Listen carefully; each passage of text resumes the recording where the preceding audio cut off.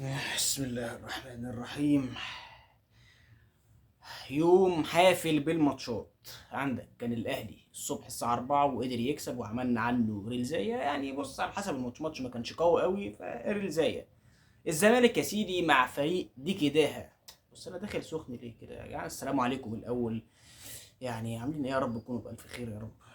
بص بقى يا سيدي، هنتكلم دردشه بسيطه كده ايه عن الماتشين اللي كانوا لسه خالصين، الزمالك ودي كداها الصومالي، وبيراميدز ونهضه بركان وتتويجه بالسوبر الافريقي لاول مره في تاريخه.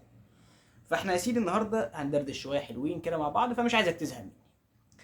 الزمالك بيصالح جماهيره بالفوز على ديكداها الصومالي، فريق يعني بص، فريق اقل ما يقال عنه لو انا وانت وانت وانت وبص جمعنا كده ايه فرقه خماسي ورحنا قابلناهم، هنكسبهم وهنكسبهم 6 7 8 عادي. فريق ضعيف مع احترامي الكامل للصومال والفريق الصومالي يعني، بس هو كفريق مش المستوى. بس الزمالك كسب بيصالح جماهيره بعد التعثرات الاخيره في الدوري وقدام الاهلي والمحله والجونه. فانت الزمالك بيكسب بفريق يعني ايه، في ظل برضو الغيابات بيكسب باداء كويس. تألق من خوان بيزيرا نجم المباراه، واحمد شريف بيسجل، عمرو ناصر بيسجل.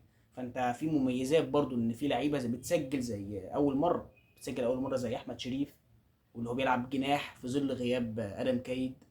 وعمرو ناصر اللي المفروض يمسك بقى في الفرصه، عضية دباغ متصاب وغايب، نفس الكلام على ناصر منسي. فدي فرصتك، لو ضيعتها انت اللي ضيعتها، انت كده ايه، انت اللي ما مسكتش في الفرصه. فمباراه مجملها ان الزمالك كسب حلو قوي، هيلاعبهم يوم الجمعه الجايه، اعتقد برضه الماتش في المتناول، وهو يعتبر خلاص صعد اصلا، والماتش في القاهره بالمناسبه برضه. ننقل بقى على الماستر سين، الحدث اللي لسه خلصان، يعني لو انت ما كنتش عارف فسوبر الافريقي كان لسه بيتلعب ما بين بيراميدز وبطل دوري الابطال ونهضه بركان بطل الكونفدراليه، بيراميدز بيكسب 1-0 بهدف العالمي محمود مايلي طبعا، اللي هو دخل في الاسلام، اللهم عز الاسلام في كل مكان يا رب.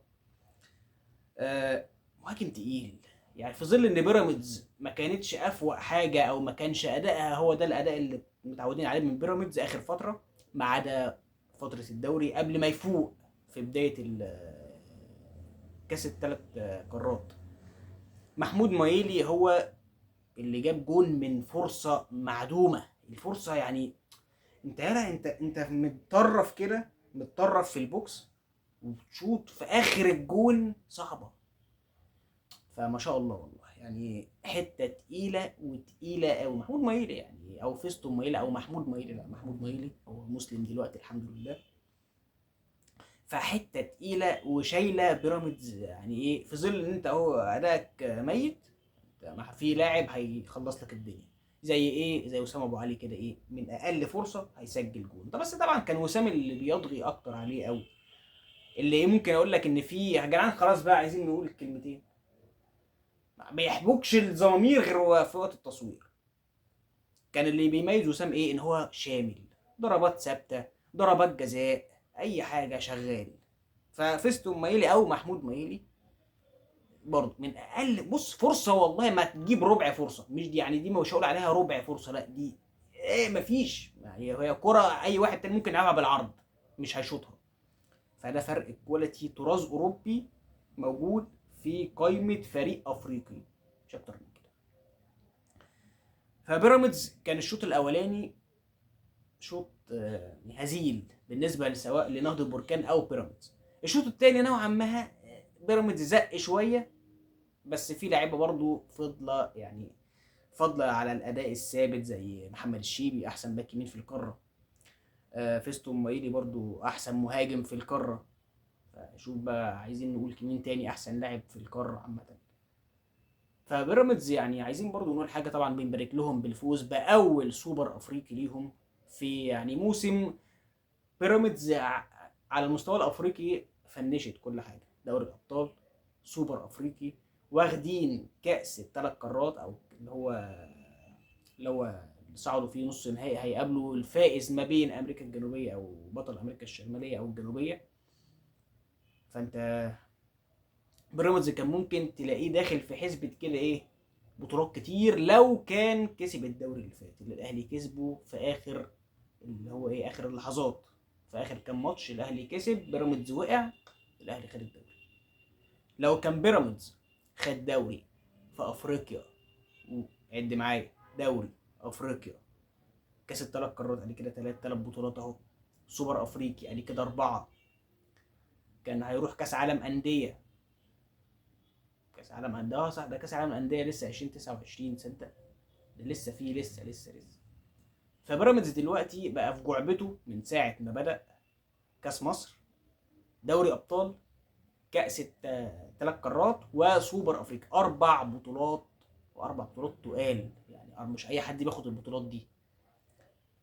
فانت بتتكلم على فريق بدايه النجاح ده كله مع التعاقد مع المدير الفني يوريتيتش، اللي قدر يقود اللعيبه دي ويقود النجوم دي لحته بعيد قوي. يعني بيراميدز ده من اول ما ابتدى، من اول ما طلع نادي بيراميدز، مش الاسيوطي، بيراميدز، وهو معاه فرقه مرعبه. يعني بيراميدز تقريبا من اول ما طلع معاه لعيبه تقال. يعني ارجع بقى لاول سنه، كينو وقفشه لما كان حاجه تقيله يعني، وعندك مين، رودريجينيو نص الملعب البرازيلي برضو، وفي واحد اسمه جون سيفوينتي لو انت فاكر، ده كان مهاجم من الاكوادور، في إيريك تراوري، رجب بكا، اسامي تقيله، اسامي فطاحل. وبعد كده بيراميدز ما كانش بياخد حاجه، واحده واحده بدا اللعبه تتسرسب واحده واحده لغايه ما جابوا يوروتيتش. حتى السنه دي اقل سنه بيراميدز صارف فيها. بيراميدز قول لي كده الصفقات اللي هم جابوها، مفيش يعني، صفقات عاديه. انا والله ما حتى ما فاكر جابوا صفقات ولا ما جابوش. ف بيراميدز السنه دي او يعني ايه، مرحله الحصاد بقى، هو في مرحله يعني ايه، مش بقى يعني ان شاء الله هيكسب بطل امريكا الجنوبيه او امريكا الشماليه، هيكسبوا بيراميدز بسهوله، هيوصل نهائي. شوف بقى، هتلاعب باريس سان جيرمان في كرنفال عالمي زي ده، شوف بقى عد. فعايزين نقول ايه تاني؟ مش عارف اقول ايه تاني، مفيش حاجه تاني تتقال.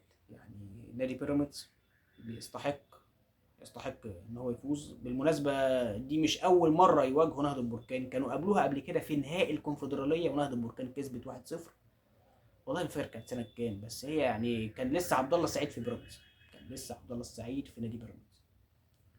فبس يعني مفيش حاجه تانية تتقال غير اللي كل مجتهد نصيب، واللي بيتعب هيلاقي، واللي بيشتغل صح هيجني ثمار ده بعدين، وده بيراميدز.